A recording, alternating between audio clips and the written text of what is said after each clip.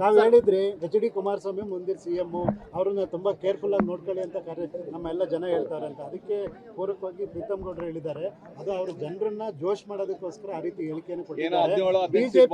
BJP ಅವರೇ 2028ಕ್ಕೆ CM ಆಗ್ತಾರೆ ಅಂತ ಪ್ರೀತಮ್ ಗೌಡ್ರು. ಅಂದ್ರೆ ಏನು 17-18 ಸೀಟ್ ಬಂದಿದೆ, 25-30 ಜನತಾದಳ ಪಕ್ಷದ ನಾಯಕತ್ವದ ಚುಕ್ಕಾಣಿಯನ್ನ ಹಿಡಿದಿರ್ತಕ್ಕಂಥದ್ದು ಸನ್ಮಾನ್ಯ ಕುಮಾರಣ್ಣ ಅವರು.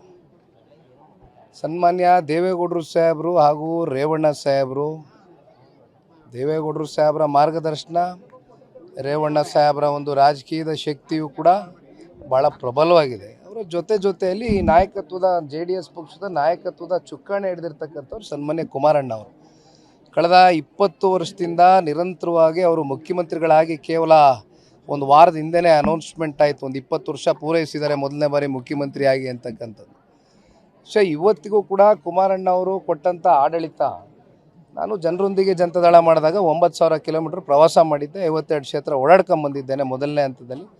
ಎಲ್ಲೋದ್ರೂ ಕೂಡ ಇವತ್ತಿನ ಈ ಸರ್ಕಾರದ ದುರಾಡಳಿತ ಜೊತೆಯಲ್ಲಿ ಕೆಲವೊಂದಷ್ಟು ಏನು ಸರ್ಕಾರದ ನಡವಳಿಕೆಗಳಿದೆ ಇವೆಲ್ಲವೂ ನೋಡಿ ಜನ ಬೇಸತ್ತಿದ್ದಾರೆ. ಇಂಥ ಸಂದರ್ಭದಲ್ಲಿ ಜನ ಎಲ್ಲೋದ್ರೂ ಕೂಡ ಕುಮಾರಣ್ಣನಂತಕ್ಕಂಥ ಒಬ್ಬ ನಾಯಕ ಈ ರಾಜ್ಯದ ಚುಕ್ಕಾಣಿಯನ್ನು ಹಿಡಿಬೇಕು ಅಂತಕ್ಕಂಥ ಪ್ರಸ್ತಾಪಗಳು ಈಗಾಗಲೇ ಭಾಳ ಗಟ್ಟಿಯಾಗಿ ನಡೀತಾ ಇದೆ. ಅದಕ್ಕೆ ನಾನು ಸಾಕ್ಷಿ ಇದ್ದೇನೆ. ನಮ್ಮ ಕಾರ್ಯಕರ್ತರಿಗೆ ಅಂತಿಮವಾಗಿ ನೋಡೋಣ, ಇದು ಜನತಾದಳ ಪಕ್ಷ ಅಂದರೆ ಕುಮಾರಣ್ಣ ಅವರ ನೇತೃತ್ವದಲ್ಲಿ ಚುನಾವಣೆ ನಡೆಯುತ್ತೆ 28.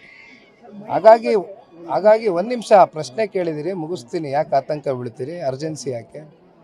ಹಾಗಾಗಿ ನೋಡಿ ಅಣ್ಣ, ಇದು ನಮ್ಮ ಕಾರ್ಯಕರ್ತರ ಅಪೇಕ್ಷೆ ಅಷ್ಟೇ ಅಲ್ಲ, ಜನರ ಭಾವನೆಯೂ ಇದೇ ಆಗಿದೆ. ಅದನ್ನು ನಾನು ಹೊರಗಡೆ ಹಾಕಿದ್ದೀನಿ. But at the end of the day ಅಂತಿಮವಾಗಿ ಇವತ್ತು ನಾವು NDA ಮಿತ್ರಕೂಟದಲ್ಲಿ ನಾವೊಂದು ಪ್ರಾದೇಶಿಕ ಪಕ್ಷ, ಕಳೆದ ಲೋಕಸಭಾ ಚುನಾವಣೆಯಲ್ಲಿ ನಾವು ಅವರು ಒಂದಾಗಿದ್ದೇವೆ, ರಾಜ್ಯದ ಹಿತದೃಷ್ಟಿಯಿಂದ ಒಂದಾಗಿದ್ದೇವೆ. ರಾಜ್ಯದ ಜನತೆಯೂ ಕೂಡ ಅದಕ್ಕೆ ಪೂರಕವಾಗಿ ಸಹಿ ಹಾಕಿದ್ದಾರೆ. ಲೋಕಸಭಾ ಸಂಸದರು 19 ಜನನ ಗೆಲ್ಲಿಸ್ಕೊಟ್ಟಿದ್ದಾರೆ. ಬಹುಶಃ ಇವತ್ತು ಕುಮಾರಣ್ಣ ಅವರು ಮುಂದೆ ಮುಖ್ಯಮಂತ್ರಿ ಆಗ್ತಾರೋ, ಆಗಬೇಕು, ಏನಾಗಬೇಕು, ರಾಜ್ಯ ರಾಜಕಾರಣಕ್ಕೆ ಅವ್ರು ಯಾವಾಗ ಬರಬೇಕು, ಇವೆಲ್ಲವೂ ಕೂಡ ಭಾರತೀಯ ಜನತಾ ಪಾರ್ಟಿಯ ರಾಷ್ಟ್ರೀಯ ನಾಯಕರು ಕಾಲ ಬಂದಂಥ ಸಂದರ್ಭದಲ್ಲಿ ಕೂತ್ಕೊಂಡು ಚರ್ಚೆ ಮಾಡಿ ನಿರ್ಣಯ ತಗೊಳ್ತಾರೆ. ಈಗ ರಾಜ್ಯ BS ಯಡಿಯೂರಪ್ಪನವರು ಕೂಡ ಅನಿವಾರ್ಯತೆ ಇದೆ, ನಾವು ಒಟ್ಟಾಗಿ ಹೋಗಬೇಕು ಅಂತ ಹೇಳ್ತಾರೆ. ಆದರೆ ಕೆಲವು BJP MLAಗಳು ಕೂಡ ಕುಮಾರಣ್ಣನ ನೇತೃತ್ವದಲ್ಲಿ ನಾವು ಚುನಾವಣೆಗೆ ಹೋಗ್ತೀವಿ ಅಂತ ಒಪ್ಕೊಂಡಿದ್ದಾರೆ. ಆದರೆ ನಿನ್ನೆ ಪ್ರೀತಮ್ ಗೌಡ್ರು ಮಾತಾಡಿದ್ದಾರೆ, ನಾವು 107 ಸೀಟ್ ಗೆದ್ರೆ ಅವರಿಗೆ. ಈಗ ಒಂದು ಮಾತು ಹೇಳ್ಬಿಡ್ತೀನಿ ಕ್ಲಿಯರ್ ಆಗಿ.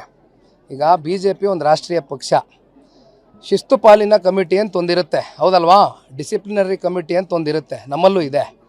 ಹಾಗಾಗಿ ಆ ಶಿಸ್ತು ಪಾಲಿನ ಕಮಿಟಿ ಯಾರ್ಯಾರು ಪಕ್ಷದ ಅಶಿಸ್ತಿನ ನಡವಳಿಕೆಗಳಿಗೆ ಕಾರಣಕರ್ತರಾಗ್ತಾರೆ, ಆಯಾ ಪಕ್ಷದ ಆ ಕಮಿಟಿನಲ್ಲಿ ಬಹುಶಃ ಇವೆಲ್ಲವೂ ಕೂಡ ಬೀದಿಲಿ ನಿಂತ್ಕೊಂಡು ಬೀದಿ ರಂಪಾಟ ಮಾಡಿಕೊಂಡು ಎರಡು ಪಕ್ಷದ ಕಾರ್ಯಕರ್ತರು ಗೌರವ ಕಳ್ಕೊಂಡು ನಾಯಕರು ಗೌರವ ಕಳ್ಕೊಂಡು ಮಾತನಾಡಬೇಡಿ ಅಂತಕ್ಕಂಥದ್ದು ಬಹುಶಃ ಮುಂದಿನ ದಿನಗಳಲ್ಲಿ ಪಕ್ಷದಲ್ಲಿ ಅಂಥವ್ರಿಗೆ ತಿದ್ದು ಬುದ್ಧಿ ಹೇಳ್ತಾರೆ ಅಂತಕ್ಕಂಥದ್ದು ನಾನು ನಂಬಿದ್ದೀನಿ.